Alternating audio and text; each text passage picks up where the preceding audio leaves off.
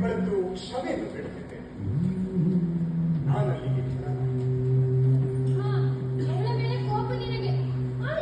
ಅವಳ ಷೋಡಶಿಯ ಮೇಲೆ ಕೋಪ ಒಬ್ಬವೇ ಸರ್ವತಃ ಸಾಧ್ಯವಿದೆ. ನನ್ನ ಮೇಲೆ ಅಮೃತವನ್ನು ಸುತ್ತವಳು ಕೆಲವು ಗಳಿಗೆಗಳ ಮುಂಚೆ ನಾನು ಆಕೆಯ ಕಡೆಗೆ ಹುಚ್ಚನಾಗಿ ಹೋಗಿದ್ದೆ. ಹುಚ್ಚನಾಗಿ ಆಕೆಯ ಕಾಲಿಗೆ ಬಿದ್ದೆ. ಅವಳಿಗೆ ಚಿಗುಪ್ಸೆಯಾಗಿ ನೀನು ನಾಯಿಗೆ ಎಂದಳು.